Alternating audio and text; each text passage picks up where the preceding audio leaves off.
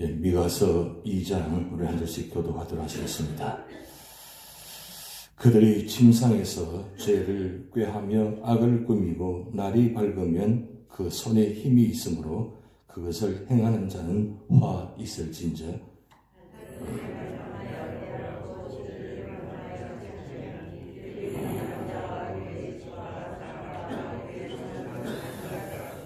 그러므로 여호와의 말씀에 내가 이 족속에게 재앙을 계획하나니 너희의 목이 이에서 벗어나지 못할 것이요 또한 교만하게 다니지 못할 것이라. 이는 재앙이 때임이라 하셨느니라. 그때 너희는 절호하는 시를 지으며 슬픈 노래를 불러 이르기를 우리가 온전히 망하게 되었도다. 그가 내 백성의 산업을 옮겨 내게서 떠나게 하시며 우리 밭을 나누어 패역자에게 주시는도다 하느니 그러므로 여호와의 회중에서 분깃을 줄을 댈 자가 너희 중에 하나도 없으리라. 그들이 말하기를 너희는 예언하지 말라. 이것은 예언할 것이 아니거늘 욕하는 말을 거치지 아니한다 하는도다. 너희 야곱의 족속이 어찌 이르기를 여호와의 영이 성급하시다 하겠느냐? 그의 행위가 이러하시다 하겠느냐? 나의 말이 정직하게 행하는 자에게 유익하지 아니하냐? 근래에 내 백성이 원수같이 일어나서 전쟁을 피하여 평안히 지나가는 자들의 의복에서 겉옷을 벗기며 내 백성의 부녀들을 그들의 즐거운 집에서 쫓아내고 그들의 어린 자녀에게서 나의 영광을 영원히 빼앗는도다. 이것은 너희가 쉴 곳이 아니니 일어나 떠날지어다. 이는 그것이 이미 더러워졌음이니라. 그런즉 반드시 멸하느니 그 멸망이 그리라. 사람이 만일 허망하게 행하며 거짓말로 이르기를 내가 포도주와 독주에 대하여 내게 예언하리라 할 것 같으면 그 사람이 이 백성의 선지자가 되리로다. 야곱아, 내가 반드시 너희 무리를 다 모으며 내가 반드시 이스라엘의 남은 자를 모으고 그들을 한 촛에 두기를 보스라의 양떼같이 하며 초장의 양떼같이 하리니 사람들이 크게 떠들 것이며 합독하시겠습니다. 길을 여는 자가 그들 앞에 올라가고 그들은 길을 열어 성문에 이르러서는 거리로 나갈 것이며 그들의 왕이 앞서가며 여호와께서는 손들어 가시리라. 아멘. 오늘 이 장 마지막 부분에 여호와께서는 손들어 가시리라. 이게 바로 오늘 이 장의 주제 말씀입니다. 하나님께서는 우리 앞서 가신다는 뜻입니다. 어떤 자에게, 믿음의 자에게, 기도하는 자에게, 예배드리는 자에게, 하나님 바라보는 자에게 언제나 하나님은 앞서 가십니다. 왜 앞서 가시느냐? 앞서 갔어야 우리가 하나님 따라갈 수 있습니다. 창세기 12장 2절 3절 보면 하나님께서 아브라함에게 7가지 축복의 말씀을 주셨습니다. 아브라함이 하란에서 75세에 부르심 받고 모든 걸 다 포기하고 고향을 떠난다는 건 쉬운 일이 아닙니다. 그런데 한 번도 만난 적이 없는 그 아브라함이 하나님께서 그 말씀을 듣는 순간, 그리고 축복 말씀을 듣는 순간 아브라함이 12장 4절 말씀을 보면 여호와의 말씀을 따라갔다 그랬어요. 아브라함이 믿음의 조상이 될 수 있었던 이유는 뭐냐면, 아브라함이 축복받을 수 있었던 이유는 뭐냐면 하나님의 말씀을 따라갔다는 겁니다. 그래서 사순절은 주님 십자가를 따라가는 것이고 주님 따라가는 것이고 말씀을 따라가는 겁니다. 심지어 예배 드리러 오는 이 시간, 이 순간에도 내 문제에 초점을 두지 마시고 하나님 말씀에 초점을 두셔야 돼요. 그리고 십자가에 초점 두셔야 됩니다. 신앙생활의 문제는 뭐냐면 하나님과 나와의 관계, 나와 이웃과의 관계가 언제나 이 관계 중심으로 살아갑니다. 그런데 중요한 건 하나님과 나와의 관계, 이 수직적인 관계가 먼저 우선순위입니다. 여러분, 내가 지금 현재 이 시간 내가 하나님과 나와의 관계가 과연 올바른 관계에 있는가? 다시 한번 생각해 보시기 바랍니다. 내 삶의 모든 자리마다 왜 문제가 일어나고 문제가 해결되지 못하고 왜 문제가 계속 연속되어지는가? 무슨 이유일까요? 어떻게 보면 사람과의 관계, 환경과의 관계, 이 모든 문제 때문에 다 일어나는 것 같습니다. 근데 가만히 들여다보면 사람과의 관계도 환경의 문제도 그 문제는 어디서부터 출발되느냐? 하나님과 나와의 관계가 올바르게 되지 않기 때문에 문제가 시작되는 것입니다. 그래서 우리 주님께서는 하나님과 나와의 관계를 이 문제를 해결하시기 위해서 오셔서 십자가에 죽으셨습니다. 이 문제는 보통 문제가 아닙니다. 가장 큰 문제라는 거죠. 그래서 예수님께서 오셔서 화목 제물이 되시고 대속의 제물이 되셨습니다. 화목 제물이 되셨다는 것은 나와의 하나님과의 관계 속에서 막히는 이 장벽, 담들이 뭐냐? 바로 죄의 관계라는 거예요. 결국 가만 들여다보면 다 죄의 문제예요. 신앙의 문제가 아니라 죄의 문제입니다. 이 죄의 문제를 해결하려면 결국 내 힘으로 이 문제를 해결할 수 없습니다. 결국 그 죄의 문제를 누가 해결해 주시느냐? 주님께서 해결해 주셔야 돼요. 그래서 우리는 주님을 통과하지 않고는, 주님을 통과하지 않고는, 십자가를 통과하지 않고는 하나님과의 관계를 회복할 수가 없습니다. 그래서 사도신경이 있는 이유는 바로 이것입니다. 신앙생활 1년 가운데 하나님과 나의 관계, 죄의 문제를 해결하는 자리가 바로 사순절 기간입니다. 다른 것 바라보고 다른 것 때문에가 아니라 하나님과 나와의 관계 속에서 가장 근본적인 문제를 해결하면, 그리고 해결하고 난 후에 그리고 주신 은혜를 받으면 내 마음에 평안이 이루어집니다. 평강이 이루어집니다. 은혜가 채워집니다. 그래서 내 삶이 풍성합니다. 풍성합니다. 그 은혜를 가지고 이웃을 바라볼 때 그때부터 나와 이웃과의 관계가 온전히 이루어지는 겁니다.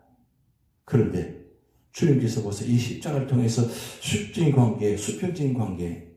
근데 여러분, 주님께서 십자가에 죽으실 때 혼자 죽지 아니하시고 십자가 혼자 세워지지 않고 양옆에 두 십자가 같이 있어요.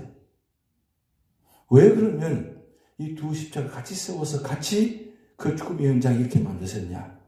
그건 하나님과 나의 관계가 문제 해결해 주시면서 이웃과의 이 수평적인 관계도 같이 동시에 해결해 주시다는 겁니다. 그래서 주님께서는 마지막 그 순간에 우편에 있는 강도, 좌편에 있는 강도, 두 강도 중에서 결국 우편에 있는 강도가 주님의 고백할 때 내가 너와 오늘 함께 나보내 있으리라. 마지막 구원의 자리, 용서의 자리, 회개의 자리를 만들어 주셨습니다. 결국은 수직적인 관계 속에서, 하나님과의 관계 속에서 주님은 바로 세워졌기 때문에 이웃과의 관계, 수평적인 관계도 용서할 수 있다는 겁니다. 만약에 주님께서 그 수직적인 관계, 하나님과의 관계 속에서 완전히 해결하지 못했더라면 이웃과의 관계, 수평적인 관계 해결할 수가 없습니다. 아니, 그 자리 뛰어내려오시죠. 왜 그 자리에서, 거기서 죽으셨습니까? 그 죽음을 다 받아들이신 이유도 바로 거기에 있습니다. 어쩌면 마지막까지 나의 하나님, 나의 하나님, 어찌 나를 버리시나니까 그렇게 정말 절망적인 순간이 있음에도 불구하고 주님은 끝까지 세상을 바라보고 우리를 바라보지 아니하시고 주님을 바라보셨다는 거예요.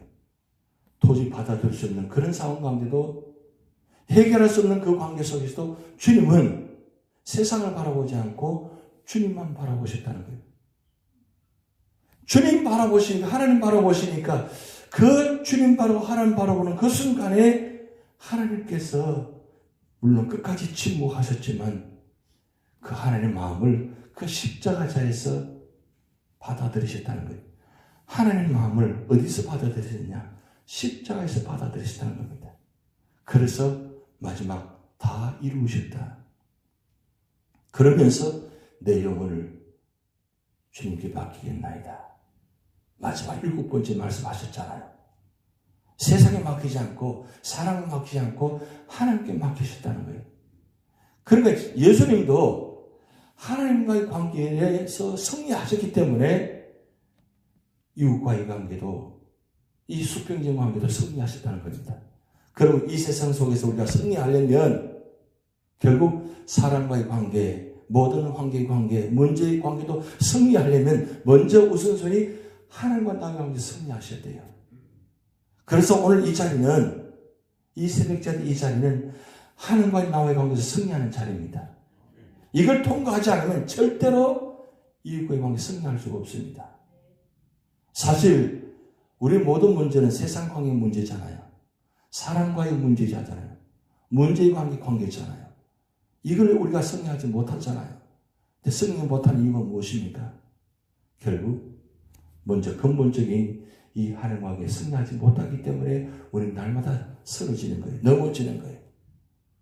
그러기에 오늘 이 아침에 이 자리가 바로 하나님과의 관계 속에서 승리하셔서 하나님 주신 축복을 갖고 믿음의 자리에 계셔야 됩니다. 오늘 미가서 2장이 바로 그 말씀입니다. 미가서 2장 유다의 죄에 이스라엘 죄에 대해서 심판하십니다. 위로부터 아래까지 다 모두가 다 문제예요. 다 문제입니다. 아니 심지어 오늘 2장 1절에 그들이 침상에서 죄를 꾀하며 악을 꾸미고 날이 밝으면 무슨 뜻입니까? 침상에는 다 내려놓고 이제 회복하는 자리입니다. 안식하는 자리입니다. 그런데 이 남유다 백성들은 위로부터 아래까지 침상에서까지 어떻게 하면 사람을 죽이고 어떻게 하면 악취하고 착취하고 어떻게 하면 사람들을 죽일까? 그것을 연구까지 했다는 거예요. 침상에 맞아까지. 이 얼마나 악한 모습입니까? 심지어는 6절 말씀 보면 그들이 말하기를 너희는 예언하지 말라. 지금 참 선지자가 와서 미가 선지자가 와서 예언하는데 그 예언하지 말라는 거예요. 듣기 싫다는 거예요. 그 말 듣지 않겠다는 거예요. 왜 그렇게 되었습니까? 다 닫아버렸다는 거죠. 하나님과의 관계를 다 닫아버리고 세상에만 문을 활짝 열어놓았습니다. 하나님과의 관계를 닫아버리고 세상의 문을 열어놓으니까 하나님 말씀을 듣지 않습니다. 듣기 싫다는 거예요. 그러니까 예언하지 말라는 거예요. 오늘날 말하면 설교하지 말라는 거예요. 말씀 선포하지 말라는 거예요. 듣기 싫다는 거예요. 자기가 듣고 싶은 말만 듣는 거예요. 자기가 필요한 말씀만 듣는 거예요. 말씀을 해석하는 것도 하나님 말씀을 해석하는 것이 아니라 말씀을 가지고 말씀을 해석하는 것이 아니라 세상의 문제를 가지고 말씀을 해석해요. 그러니까 예언하지 말라는 거예요. 완전히 길을 닫아버렸습니다. 그런데 세상은 길을 활짝 열어놓았어요. 악한 말, 그런 죄악의 말은 열심히 듣습니다. 그리고 같이 모여가지고 야합합니다. 합작합니다. 합력하여 선을 이루는 것이 아니라 합력하여 악을 이루느니라. 이게 남유다의 모습이었습니다. 근데 보세요. 하나님께서 그럼에도 불구하고 오늘 마지막 보면 12절 13절 말씀에 이렇게 기록됩니다. 야곱아 내가 반드시 너희 무리를 다 모으면 내가 반드시 이스라엘 남은 자를 모으고 그랬어요. 그렇게 악한 자들이 있는 가운데도 남은 자가 있다는 거예요. 그 남은 자가 뭐냐면 바로 끝까지 믿음을 지킨 자라는 거예요. 그렇게 위로부터 아래까지 다 부패하고 다 무너지고 우상을 섬기는 그런 가운데도 끝까지 믿음을 지키는 자 남은 자가 있다는 거예요. 근데 그 남은 자를 하나님은 어떻게 하세요? 모으고 그들을 한 처소에 두기를 보스라의 양떼같이 하며 초장의 양떼같이 하려니 사람들이 크게 떠들 것이라. 여기 보스라는 말은 한 성을 이야기합니다. 에돔성을 이야기합니다. 제가 주일에 말씀드렸습니다. 나는 양의 문이니 양의 문. 바로 목자 되신 하나님께서 목자 되신 주님께서 보스라는 것은 어떤 요새와 같은 울타리라는 뜻입니다. 아니 상징적인 뜻을 합니다. 그때 당시에 에돔이라는 것은 굉장히 견고한 성이었습니다. 그런데 이 선지자가 이 보스라 양떼라는 말은 에돔성같이 든든하고 견고한 그 성의 울타리를 하나님께서 그 남은 자를 보호해 주신다는 뜻이에요. 이 남은 자는 하나님께 반드시 보호하시고 처소를 만들어 주신다는 뜻이에요. 여러분 이게 희망이잖아요. 소망이잖아요. 만약 하나님께서 이런 소망의 처소를 두지 않다면 우리는 어디 갈 곳이 어디 없잖아요. 여러분, 바로 오늘 이 제단이 보스라의 양떼 같은 처소입니다. 이 자리가 하나님께서 보호하시는 자리예요. 하나님께서 울타리를 만들어서 이곳에 들어오기만 하면 하나님이 보호하신다는 처소라는 거예요. 바로 하나님께서 임재하시는 처소, 하나님께서 만나는 자리 처소. 양의 문 대신 주님께서 출입을 그 입구에 계시면서 누구도 들어오지 못하게 하고 오직 선택받은 자, 양만 이곳에 들어오게 하셔가지고 끝까지 보호하시는 자리, 이 자리가 바로 보스라의 양떼 같은 자리입니다. 오늘 이 자리에 들어와 있습니다. 그런데 이 자리에 들어와 있음에 불구하고 불안해합니다. 과연 우리를 보호해 주실까? 끝까지 인도하실까? 아닙니다. 믿음으로 끝까지 지키는 자, 하나님 처소 안에 들어와 있는 자는 하나님이 끝까지 기억하시고 끝까지 보호하시고 그럴 뿐 아니라 그 앞길을 뭐라고 말씀했습니까? 13절 마지막 절에 여호와께서 앞서 가신다. 앞서 가셔서 인도하십니다. 목자는 뒤에 따라가지 않습니다. 뒤에 따라가서가 아니라 앞에서 계시면서 나를 따라오라. 나를 따르라. 나를 따르라. 우리 할 일은 그 목자 되신 주님 말씀만 따라가시면 돼요. 말씀만 따라가시면 하나님 반드시 보호하시고 축복하십니다. 그 은혜가 여러분 삶의 자리에 좀 있습니다. 다 같이 기도를 하시겠습니다. 하늘에 계신 우리 아버지여, 이름이 거룩히 여김을 받으시오며 나라가 임하오시며 뜻이 하늘에서 이루어진 같이 땅에서도 이루어지이다. 오늘날 우리에게 일용할 양식을 주옵시고 우리가 우리에게 죄진 자를 사하여 주는 것 같이 우리 죄를 사하여 주옵시고 우리를 시험에 들게 하지 마옵시고 다만 악에서 구하옵소서. 대의 나라와 권세와 영광이 아버지께 영원히 이사옵나이다. 아멘.